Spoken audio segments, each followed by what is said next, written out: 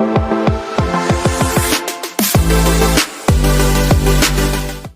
Dear students, आज हम लोग बीएससी फोर्थ सेमेस्टर के क्वेश्चन पेपर को देखेंगे जो मॉडल पेपर की तरह एक है कि हर साल मैं अपलोड करता रहता हूं।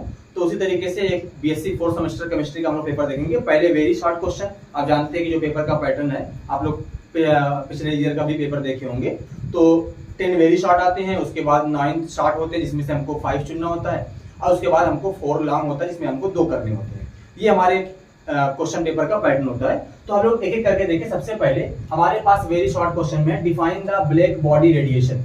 ब्लैक बॉडी रेडिएशन क्या होता है, इस चीज को समझाते हैं कि भाई कोई भी अगर हमारे पास कोई ऐसी बॉडी होती है जिसमें अगर हम लोग कोई लाइट पास करें तो वो लाइट पूरी तरीके से वो एब्जॉर्ब कर ले, उसको हम लोग ब्लैक बॉडी बोलते हैं। ठीक है ना। अब यहाँ पे हमारा दूसरा है, what do you mean by heat capacity of solid. Heat capacity of solid क्या होती है। यहाँ पे एक क्वेश्चन इसी को रिप्लेस करके अगर हम लोग कहें तो यहाँ पे आता है हमारे पास किरचॉफ लॉ, है ना, फिजिक्स वाला नहीं होता है, किरचॉफ लॉ हमारे पास होता है, या हम लोग वहां पे स्टीफन लॉ आता है। ये दोनों ब्लैक बॉडी रेडिएशन को ही एक्सप्लेन करते हैं, तो वो हमारे पास है। दूसरा हमारे पास नेक्स्ट क्वेश्चन है, what do you mean by Meta stable ion and right it's 2 character. देखिए मेटा स्टेबल आयन क्या होता है, ये कम पूछा गया है। अगर हम लोग क्योंकि ये मास स्पेक्ट्रोमेट्री का क्वेश्चन है, तो मास स्पेक्ट्रोमेट्री में मेटा स्टेबल आयन को कम पूछा गया, लेकिन हाँ ये जो इसके 2 कैरेक्टर या 3 कैरेक्टर के बारे में बात होती है, ज्यादा पूछा जाता है।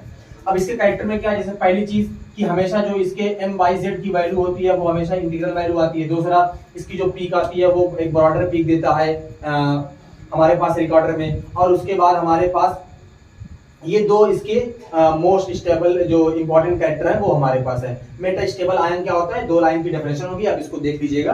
और मेटा स्टेबल आयन को निकालने का फार्मूला ये होता है m1 का स्क्वायर अपॉन m+1। ये हमारे पास होता है। इसको हम लोग बोलते हैं पेरेंट मॉलिक्यूल, इसको हम लोग बोलते हैं टाइटर मॉलिक्यूल, और ये m* को हम लोग बोलते हैं मेटा स्टेबल आयन बोलते हैं। ठीक है ना, यहाँ पे प्लस साइन होता है। ठीक, अब यहाँ पे देखें यहाँ पे डिफाइन द क्रोमोफोर। क्रोमोफोर क्या होता है, ऑक्सोक्रोम। ये दोनों क्योंकि लास्ट ईयर पेपर जो हम लोगों में जो 2023 में पेपर हुआ था, उस पेपर में इस चैप्टर यानी ये हमारे पास है यूवी विजिबल स्पेक्ट्रोस्कोपी से, वहां से एक भी क्वेश्चन नहीं आया था। तो इस साल आने की थोड़ा प्रोबेबिलिटी ज्यादा है। तो यहाँ पे देखिए हमारे पास क्या है question, what do you mean या डिफाइन द क्रोमोफोर। क्रोमोफोर बोलते हैं कि ऐसा कोई कंपाउंड जिस कंपाउंड जो कंपाउंड खुद कलर प्रोड्यूस करे। क्रोम मतलब होता है कलर से, ठीक है ना। ऑक्सोक्रोम वो होता है जिसका अपना खुद का कोई कलर नहीं होता, लेकिन अगर ये किसी क्रोमोफोर से लगे होते हैं तो उसकी इंटेंसिटी को इंक्रीज कर देते हैं। ऑक्सो का मतलब होता है इंक्रीज करना, क्रोम मतलब होता है कलर। यहाँ पे इसी चीज में इसी में एक और क्वेश्चन बड़ा अच्छा है कि हमारे पास क्वेश्चन पूछता है बैथोक्रोमिक शिफ्ट, और एक होता है हिप्सोक्रोमिक शिफ्ट।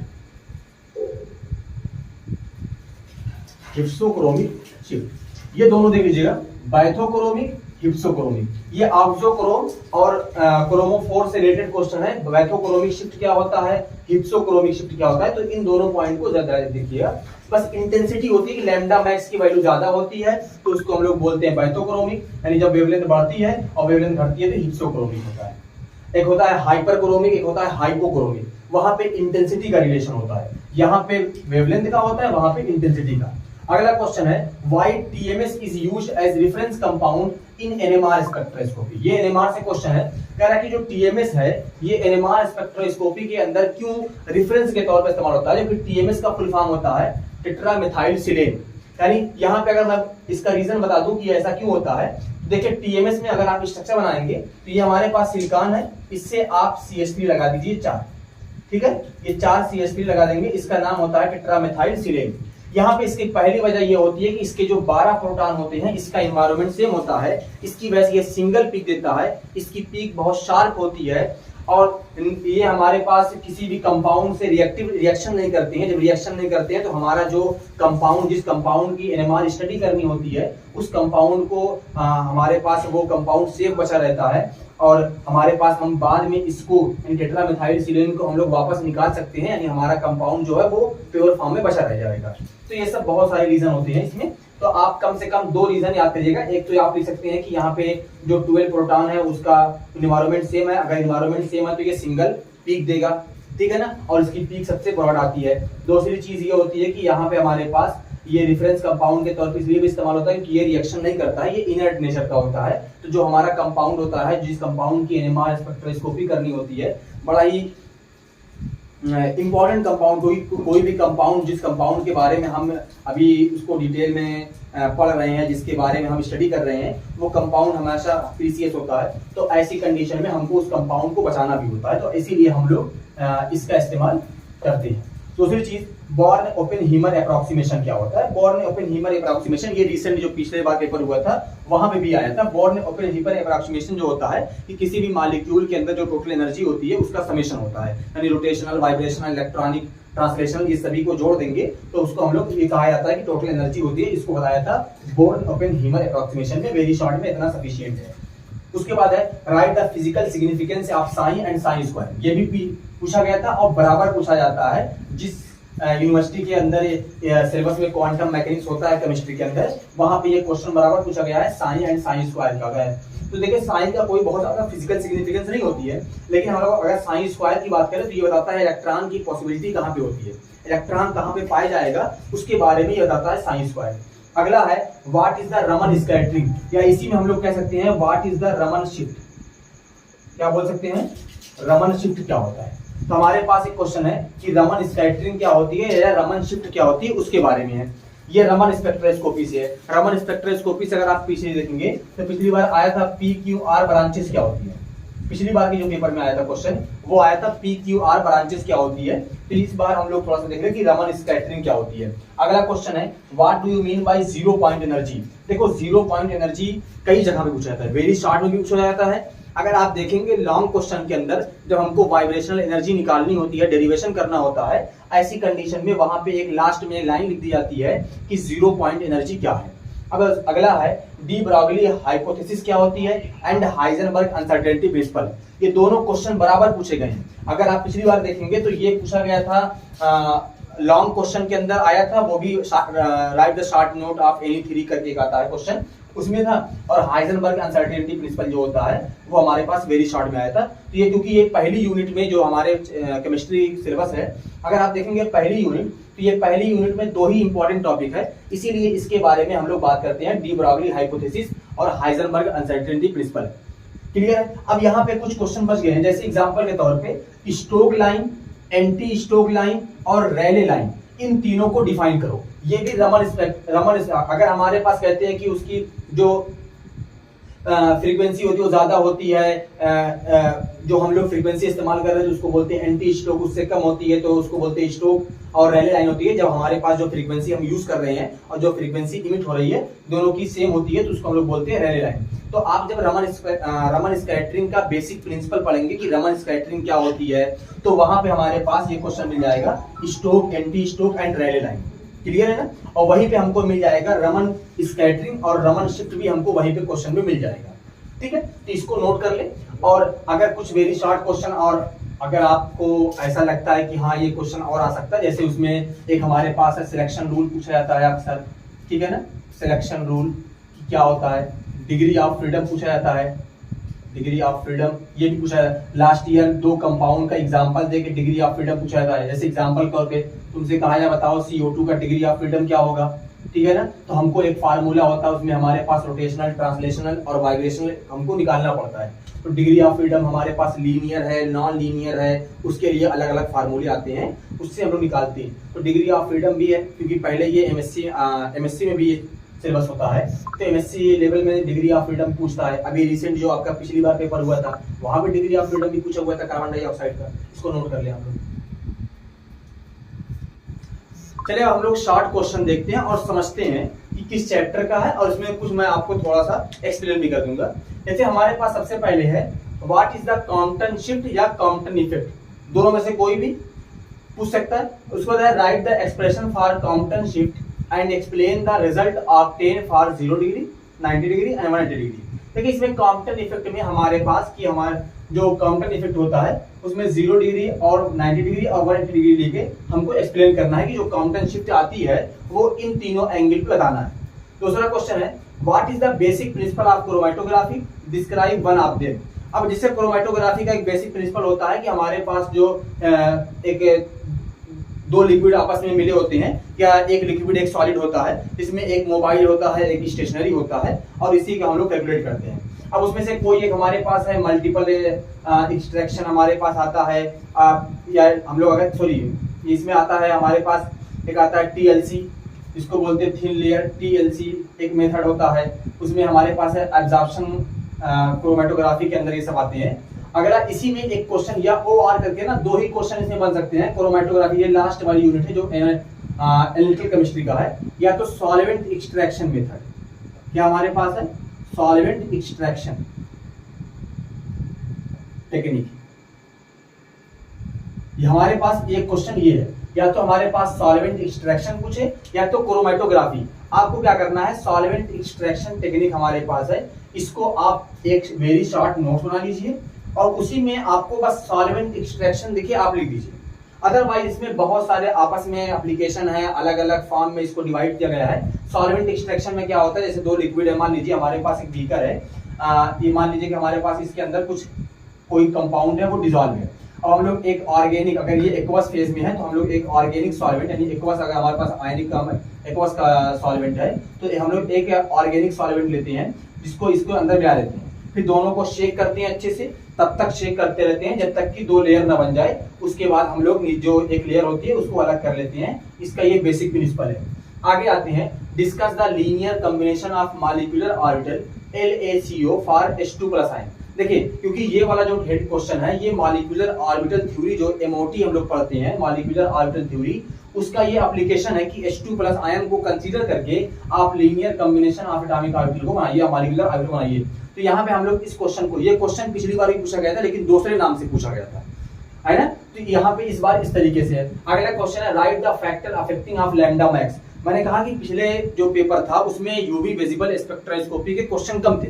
अगर इस साल यूवी विजिबल स्पेक्ट्रोस्कोपी के क्वेश्चन ज्यादा आने की कंडीशन है, इसीलिए मैंने इस बार 2-3 क्वेश्चन यूवी विजिबल स्पेक्ट्रोस्कोपी के ऐड किए हैं। तो हमारे पास factor affecting the lambda max, ये यूवी विजिबल स्पेक्ट्रोस्कोपी का है कि कौन कौन से ऐसे फैक्टर होते हैं जिसमें किसी भी कंपाउंड के वेवलेंथ इंक्रीज कर जाती है। उसमें एक आता है सॉल्वेंट इफेक्ट आता है, हाइड्रोजन बॉन्डिंग आता है, कॉन्जुगेशन आता है, ये सारे फैक्टर होते हैं। अगला हमारे पास है, what do you mean by chemical shift. बहुत इंपॉर्टेंट क्वेश्चन है इसमें, नो डाउट। केमिकल शिफ्ट क्या होती है और इसको कौन कौन से फैक्टर अफेक्ट करते हैं। तो केमिकल शिफ्ट को फैक्टर अफेक्ट करने वाले हैं, इलेक्ट्रोनेगेटिविटी होती है, हाइड्रोजन बॉन्डिंग होती है, रेजोनेंस होता है, ये सब हमारे पास फैक्टर होते हैं, ठीक है ना। एनाइसोट्रॉपिक इफेक्ट होता है। तो ये व्हाट डू यू मीन, ये क्वेश्चन आपको हमेशा, केमिकल शिफ्ट क्या होता है, इसको कौन कौन से फैक्टर अफेक्ट करते हैं। या हमारे पास एक आता है कपलिंग कांस्टेंट, इसी में क्वेश्चन आता है। इसीलिए हम लोग यहाँ पे क्वेश्चन इसका अल्टरनेट है, right about the spin spin coupling of NMR. जो एनएमआर की कोई भी कंपाउंड हम लोग एनएमआर स्टडी करते हैं तो वो मोस्टली होता क्या है ना कि वो स्प्लिट कर जाती है, यानी उसमें हमको जैसे दो पीक दिखनी चाहिए। मान एग्जांपल के तौर पे हमारे पास ये है CH3 CH2 Cl। अब यहाँ पे हमको दो पीक दिखनी चाहिए लेकिन वो बंच ऑफ पीक दिखती है, यानी ये वाली जो पीक होगी ये भी स्प्लिट कर जाती है, ये वाली होती है, ये वाली। जो स्पिन स्पिन कपलिंग निकाली जाती है वो उसका फार्मूला होता है n+1। जैसे अब एग्जांपल के तौर पे हमको देखना पड़ेगा कि इसकी कितनी कपलिंग आएगी, स्पिन कपलिंग आएगी। तो इसके लिए n की वैल्यू उसके जो बगल वाला होगा उसके पास, यानी जो अल्फा पोजीशन बोल ले हमारे पास ये होगा। तो हमारे पास यहाँ पे 3 है, n की वैल्यू 3+1 हमारे पास आएगा 4, इसको बोलते हैं क्वार्टेट। या उसके बाद हमारे पास ये 2 है, अगर इसके लिए देखें तो यहाँ पे 3 है, तो इस कंपाउंड के लिए हमारे पास n की वैल्यू 2 आएगी, 2+1 हमारे पास, यानी इसको बोलेंगे ट्रिपलेट बोलेंगे। तो इस तरीके से कैलकुलेट करते हैं। आप देखेंगे वहां पे एक हमारे पास उसी के अंदर पास्कल ट्रायंगल आता है, तो पास्कल ट्रायंगल को हम लोग देखते हैं, पास्कल ट्रायंगल के सहारे से हम लोग पढ़ते हैं। अब यहाँ पे हमारे पास अगला क्वेश्चन है, right about the Lambert's and bears law. Lambert's law और बियर्स लॉ दोनों मिलते जुलते हैं। लैम्बर्ट के अकॉर्डिंग कहा जाता है कि अगर हम लोग कोई भी मोनोक्रोमेटिक लाइट को किसी भी होमोजेनियस सॉल्यूशन से पास करते हैं, ऐसी कंडीशन में जो उसकी लाइट की जो इंटेंसिटी होती है वो डिक्रीज करती है, किसके साथ, थिकनेस के साथ। ये बात बताया था लैम्बर्ट ने। लैम्बर्ट ने कहा कि जो इंटेंसिटी डिक्रीज करती है वो सिर्फ डिपेंड करती है थिकनेस पे। यानी अगर हम लोग इसका डेरिवेशन देखें, मतलब फार्मूला देखें, तो हमारे पास di/dx I0 होता है, यानी ये हमारे पास होता है लैम्बर्ट्स का। और बियर्स में इसमें एक चीज ऐड कर देते हैं, कंसंट्रेशन। इन्होंने कहा कि कोई भी हमारे पास लाइट होती है, अगर हम लाइट को किसी भी होमोजेनियस सोल्यूशन के में से पास करते हैं तो जो इंटेंसिटी डिक्रीज होती है वो सिर्फ थिकनेस पर डिपेंड नहीं करती, वो उसकी कंसंट्रेशन पर भी डिपेंड करती है। तो यहाँ पे हमारे पास जब हम लोग डेरिवेशन करेंगे तो हमको दो कांस्टेंट मिलेंगे। एक कांस्टेंट का नाम होगा एब्जॉर्प्टिविटी कांस्टेंट और एक हमारे पास आएगा मोलर एब्जॉर्प्टिविटी कांस्टेंट। इन दोनों का हमको फिजिकल सिग्निफिकेंस बताना है। इन दोनों के फिजिकल सिग्निफिकेंस से एक बात निकलती है, बस वो याद रखिएगा आप लोग कि जो इंटेंसिटी हमने कहा कि लैम्बर्ट्स और बियर ने कहा कि अगर हम लोग कोई भी लाइट किसी भी सॉल्यूशन से पास करते हैं तो उसकी इंटेंसिटी डिक्रीज करती है। कितनी डिक्रीज करती है? 1/10 डिक्रीज करती है। जैसे एग्जांपल तौर पे मैंने कहा कि मान लीजिए कि हमारे पास ये होमोजेनियस सॉल्यूशन है, इसमें लाइट पास करेंगे तो जो इसकी इंटेंसिटी अब दिखाई देगी उसकी, अगर ये मान लीजिए कि 100 है तो यहाँ पे आएगा 10 यानी 1/10। अब इसको फिर एक पास करेंगे तो ये बचेगी हमारे पास 1। तो यानी कि हमारे पास बेसिकली जो इंटेंसिटी डिक्रीज होती है वो 1/10 हो जाती है। अगला क्वेश्चन है, consider a diatomic molecule as a rigid rotor, या इसको रोटर के यहाँ पे रोटेटर भी आता है। Derive an expression for rotational energy level.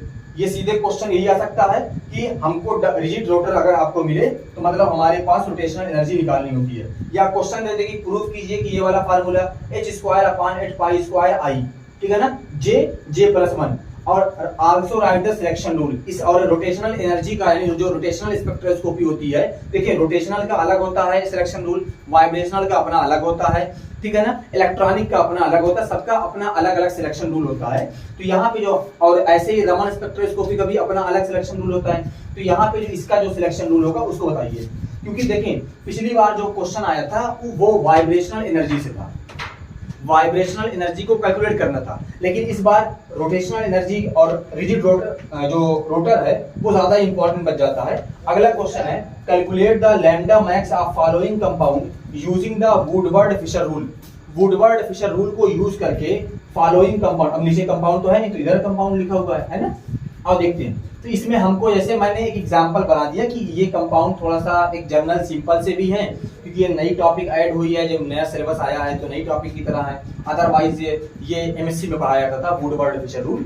तो इसमें हमको कुछ वैल्यू याद करनी पड़ती है। जैसे एग्जांपल के तौर पे कि हमारे पास, जैसे मैं एक सिंपल सा एग्जांपल ले लूं तो हमारे पास ये होता है हेट्रो एनुलर डाई इन, तो हम लोग इसको ऐड कर दिए तो हेट्रो एनुलर के लिए होता है 214 या किसी किसी बुक में लिखा होता है 215। उसके बाद यहाँ पे देखो ये 4 कट लगाते हैं, ये हमारे पास होता है रिंग रेसिड्यू। एक रिंग रेसिड्यू के लिए 4 होता है, सॉरी 5 होता है, तो 2 के लिए 4 के लिए 20 हो गया। बस इसको जोड़ दीजिए, कितना आएगा 5 3 235। तो लैम्डा मैक्स की वैल्यू कितनी होगी? ऐसे 235। ऐसे इसकी भी निकाली जाती है। अगर इसकी देखें तो हमारे पास ये हो जाएगा 214 या 215 जो भी रख लीजिए, दोनों अलग अलग बुक में मिलती है। और यहाँ पे सिर्फ 2 रिंग रेसिड्यू है, प्लस 10 ऐड कर लीजिए, हमारे पास हो जाएगा 224 के आसपास या 225 अगर 15 रखेंगे। तो यहाँ पे अब इसके लिए हमारे पास अलग कंडीशन होती है। यहाँ पे हमारे पास ये होता है 253, तो यहाँ पे 253 और यहाँ पे ये एक्सटेंडिंग कॉन्जुगेशन होता है, यहाँ पे 30 ऐड कर देते हैं। रिंग रेसिड्यू देखें तो 1 ring residue, 2 ring residue, 3 residue, तो 15 ऐड कर दीजिए। ये वाला जो डबल बॉन्ड है वो एक्सो है तो 5 ऐड कर दीजिए। ये जोड़ के लिख देंगे, हमारे पास ये निकल जाएगा। बस ऐसे ही कैलकुलेट करना होता है। ये पिछली बार नहीं पूछा गया था लेकिन बहुत सारे एग्जाम में बहुत कॉमन क्वेश्चन है। अगर वुडवर्ड फिशर रूल सिलेबस में है तो ये बहुत कॉमन क्वेश्चन है, बार बार रिपीट करता है, लेकिन पता नहीं क्यों पिछली बार पेपर में नहीं आया था। तो इस बार हम उम्मीद कर सकते हैं कि पेपर में आए। ये हमारे पास शॉर्ट है, अब लॉन्ग क्वेश्चन बचे हुए हैं, उसमें एक आध दो क्वेश्चन का डेरिवेशन जो आप जनरली बुक में नहीं पाएंगे उसको मैं जनरली थोड़ा सा एक्सप्लेन कर दूंगा, आप देख लीजिएगा, सो नोट कर लीजिए। अब देखते हैं लॉन्ग क्वेश्चन में। देखिए लॉन्ग क्वेश्चन में सबसे पहले हमारे पास है drive the Schrodinger wave equation in operator form h sin = E sin। पिछली बार ये क्वेश्चन जब आया था तो वेरी शॉर्ट में दे दिया था गलती शायद। इस क्वेश्चन में किसी ने भी बहुत मोस्टली बहुत कम लोगों ने श्रोडिंगर वेव इक्वेशन को सॉल्व किया था। जनरली लोगों ने क्या किया था, जैसे ही लोगों ने देखा कि drive the Schrodinger wave equation तो उन्होंने सीधे सीधे श्रोडिंगर वेव इक्वेशन को ड्राइव कर दिया। अब श्रोडिंगर वेव इक्वेशन का एक डेरिवेशन आपने जनरली पढ़ा होगा, जो श्रोडिंगर वेव इक्वेशन का नोट्स में, बुक में या जो टीचर पढ़ाते हैं जनरली या यूट्यूब पे मिल जाता है। लेकिन जब ऑपरेटर के बारे में हम लोग पढ़ते हैं तो ऑपरेटर से हमारे पास एक श्रोडिंगर वेव इक्वेशन को प्रूव करते हैं। जो हम लोगों ने मेथड पढ़ा होगा वो थोड़ा सा लंबा होगा, लगभग 2 पेज का होगा। अगर हम लोग इससे कैलकुलेट करेंगे श्रोडिंगर वेव इक्वेशन का तो लगभग 1 पेज से कम का आ जाता है। जैसे यहाँ पे जो ये H है ना, ये हैमिल्टोनियन ऑपरेटर है ना। तो हैमिल्टोनियन ऑपरेटर की अपनी एक वैल्यू होती है। हमारे पास होता है फार्मूला h कट अपान हमारे पास 2m करके फार्मूला, और यहाँ पे हमारे पास d square upon dx square और प्लस हमारे पास v, ये हमारे पास फार्मूला होता है। अब h कट की हमारे पास वैल्यू क्या होती है? h कट की हमारे पास वैल्यू होती है h अपान 2 पाई। अब ये हमारे पास हो गया। अब सॉरी यहाँ पे स्क्वायर होता है, यहाँ पे माइनस लगा होता है। अब हम लोग इस वैल्यू को पुट कर देंगे तो हमारे पास यहाँ पे आ जाएगा h square upon 8 pi square m dot d square upon dx square plus v, और क्योंकि ये यहाँ पे पूरा उसके बाद साइन लगा हुआ है तो ऐसे ही हमारे पास e साइन लग जाएगा। उसके बाद हम लोग इसका साइन का अंदर मल्टीप्लाई कर देंगे, उसके बाद उसको एक तरफ कर देंगे, हमारे पास श्रोडिंगर वेव इक्वेशन रह जाएगा। अब श्रोडिंगर वेव इक्वेशन हमारे पास है क्या, हमको ये बात याद रखनी पड़ेगी। हमारे पास फार्मूला होता है डेव स्क्वायर साइन अपान डेव एक्स स्क्वायर, और उसके बाद हमारे पास होता है 8 पाई स्क्वायर m अपान h स्क्वायर, और हमारे पास यहाँ पे होता है और यहाँ पे e minus v sign is equal to 0। हमको ये प्रूव करना है, ठीक है ना। ये श्रोडिंगर वेव इक्वेशन होता है। यहाँ पे अगर हम लोग देखें तो डेव स्क्वायर साइन अपान डेव वाई स्क्वायर प्लस, ये हो सकता है कि मतलब वो लैप्लासियन ऑपरेटर के फॉर्म में कर दे। हमको यहाँ से h sign is equal to e sign से हमको ये प्रूव करना है। तो आपको h कट की जो हैमिल्टोनियन ऑपरेटर उसकी वैल्यू रखेंगे, उसके बाद साइन का अंदर मल्टीप्लाई कर देंगे, उसके बाद वैल्यू को थोड़ा एक्सचेंज करेंगे, अपने आप हमारे पास ये डेरिवेशन आ जाएगा। अगर आपको समझ में नहीं आएगा कि ये डेरिवेशन कैसे करते हैं तो आप बता दीजिएगा, मैं कल अपलोड कर दूंगा दोपहर टाइम, ठीक है ना। उसके बाद दूसरा क्वेश्चन है drive the Schrodinger wave equation for one dimension box for energy En is equal to n square h square upon 8ma square and normalize the wave function। देखिए यहाँ पे हमारे पास अगर हम लोग बात करेंगे श्रोडिंगर वेव इक्वेशन 4 तरह का होता है। एक नॉर्मल श्रोडिंगर वेव इक्वेशन होता है जैसे ये वाला है, फिर एक श्रोडिंगर का वेव इक्वेशन होता है Schrodinger time dependent wave equation, तीसरा होता है श्रोडिंगर टाइम इंडिपेंडेंट इक्वेशन, और चौथा हमारे पास फिर हम लोग श्रोडिंगर वेव इक्वेशन का यूज करके वन डायमेंशन बॉक्स के अंदर हम लोग इस एनर्जी को और उसके वेव फंक्शन को नॉर्मलाइज करते हैं। तो वहां पे हमको वेव फंक्शन की वैल्यू भी निकालनी पड़ती है। तो ये ध्यान रखना, जब अगर ऐसा वन डायमेंशन बॉक्स में आएगा तो क्वेश्चन में क्या पूछा हुआ है, सिर्फ एनर्जी पूछा हुआ है तो हमारे पास डेरिवेशन छोटा होगा। अगर नॉर्मलाइजेशन करना होगा तो हमारे पास जो डेरिवेशन होता है बहुत बड़ा हो जाता है। तो इसीलिए समझ के करना क्वेश्चन कहां से है। अगला है write the NMR signal in following compound. अब जैसे मैं कुछ कंपाउंड जनरल अपने से दे देता हूं, अब उसमें इस तरीके का क्वेश्चन एनएमआर स्पेक्ट्रोस्कोपी से बराबर आता है। जैसे हमारे पास मैं एक क्वेश्चन देता हूं कि हमारे पास ये है, यहाँ पे H है, यहाँ पे H है, यहाँ पे मान लो Cl है और यहाँ पे CH3 है। अब तुमसे पूछेंगे बताओ ये कंपाउंड कितना पीक देगा, तो ये कंपाउंड 3 पीक देगा, क्योंकि यहाँ पे 3 हाइड्रोजन डिफरेंट इन्वायरमेंट के, एक ये हो गया, ये हमारे पास B हो गया, ये C हो गया। अब आपको कुछ जो लोग पढ़े होंगे उनको लगेगा कि ये दोनों कैसे डिफरेंट हो गए, क्योंकि दोनों सेम कार्बन से लगे हैं। तो यहाँ पे आप एनेंशियोमर और डिस्टेरियोमर का थोड़ा कंसेप्ट पढ़ेंगे तो वहां से क्लियर हो जाएगा। आप दूसरा एग्जांपल ले सकते हैं, जैसे ये है CH3 CH2 और यहाँ पे Cl। अब इसमें कितनी पीक आएगी, तो हमारे पास इसमें 2 पीक आएगी, ठीक है ना। तो ऐसे हमको पूछता है कि कितने एनएमआर सिग्नल मिलेंगे या कितने डिफरेंट टाइप के प्रोटॉन मिलेंगे, तो आप 8-10 एग्जांपल करके देख सकते हैं और वहां से हमको एक आइडिया लग जाएगा कि हम लोग कैसे करना है। तो यहाँ पे हम लोग एनएमआर पीक निकाल लेंगे। या इसी के क्वेश्चन को थोड़ा चेंज करके भी पूछा हुआ है। कैसे पूछता है कि आपको कुछ मॉलिक्यूलर फार्मूला दे दे, जैसे एग्जांपल तौर पे हमारे पास ये दे दे C5H12, आपको ये फार्मूला दे दे कि C5H12 को ऐसा अरेंज कीजिए कि इसकी सिर्फ एक एनएमआर पीक आए, या आपको ऐसे दे दे C2 ये दे दे C3H6, इसको ऐसा अरेंज कीजिए कि सिर्फ एक एनएमआर पीक आए या सिर्फ 2 एनएमआर पीक आए, तो उस कंपाउंड को आपको अरेंज करना पड़ता है। जैसे अगर आपको ऐसा लगे कार्बन, देखो यहाँ पे हमारे पास कार्बन है, just double number of hydrogen है, इसका मतलब वो साइक्लिक कंपाउंड होगा, यानी 3 कार्बन का साइक्लिक कंपाउंड ये है। अगर मॉलिक्यूल ऐसा होगा तो उसकी एनएमआर पीक हमारे पास कितनी आएगी, सिर्फ 1 आएगी। यहाँ पे C5H12 है तो इसका हो जाएगा, यहाँ पे आप CH3 लगा दीजिए, यहाँ पे CH3, यहाँ पे CH3, यहाँ पे CH3, यहाँ पे CH3, तो हमको तब भी कितनी पीक आएगी, 1 पीक आएगी। या तो पूछे कि कितनी पीक आएगी, या तो हमको पीक बता दे कि 1 है तो उसको उस तरीके से अरेंज करो। ये हो गया। अगला क्वेश्चन देखते हैं, right the short note on following. पहला है मैक लैफर्टी रीअरेंजमेंट, बहुत ज्यादा इंपॉर्टेंट है। यहाँ पे मैक-लैफर्टी रीअरेंजमेंट और नाइट्रोजन रूल, कौन से रूल? Nitrogen rule. यही 2-3 क्वेश्चन इसमें हैं जो हमारे पास मास स्पेक्ट्रोस्कोपी में बहुत ज्यादा पूछे जाते हैं, है ना। और जब भी मैक-लैफर्टी रीअरेंजमेंट लिखेंगे तो उसका एक एग्जांपल लिखेंगे। मैक-लैफर्टी रीअरेंजमेंट मोस्टली कार्बोनिल कंपाउंड देता है, और ऐसा कार्बोनिल कंपाउंड जिसके पास लैम्डा हाइड्रोजन होते हैं और वो एक एल्कीन को निकालता है, ये उसका हमारे पास कंडीशन होती है। उसके बाद है बैच एक्सट्रैक्शन। ये सॉल्वेंट एक्सट्रैक्शन में जब आप पढ़ेंगे तो वहां पे मिलेगा बैच एक्सट्रैक्शन, मल्टीपल एक्सट्रैक्शन, वहां पे ये डिफरेंट टाइप की टेक्निक होती है। इसमें बैच एक्सट्रैक्शन अगर हमको पूछेगा तो हमको उसका डायग्राम बना देंगे तो हमारे पास थोड़ा ठीक लगता है ना। और उसके बाद हमारे पास चौथा है proton exchange reaction. Proton exchange reaction का हमारे पास क्या होता है, ये है एनएमआर स्पेक्ट्रोस्कोपी में। उसके बाद शील्डिंग एंड डीशील्डिंग। शील्डिंग और डीशील्डेड प्रोटॉन क्या होते हैं, शील्डिंग या डीशील्डिंग क्या होता है। उसके बाद हमारे पास है फ्रैंक-कोंडॉन प्रिंसिपल। फ्रैंक-कोंडॉन प्रिंसिपल क्या होता है। ये इतने क्वेश्चन हमारे पास हैं जो हम लोग मोस्टली पूछे जा सकते हैं, तो इसके लिए आप तैयार रहिएगा। और जो भी कोई भी क्वेश्चन, अगर जितना भी क्वेश्चन आपने देखा होगा, कोई क्वेश्चन समझ में ना आए तो आप उसमें कमेंट कर दीजिएगा, मैं उस क्वेश्चन का सलूशन कोशिश करूंगा कि अपलोड कर दूंगा, ठीक है ना। बाकी आपको अगर लगता होगा कि कुछ क्वेश्चन और हैं जो आप इसमें पॉसिबिलिटी बन सकती है तो आप ऐड कर सकते हैं, कोई दिक्कत नहीं है, ठीक है ना। आप पढ़ते रहिए। Best of luck. Thank you very much.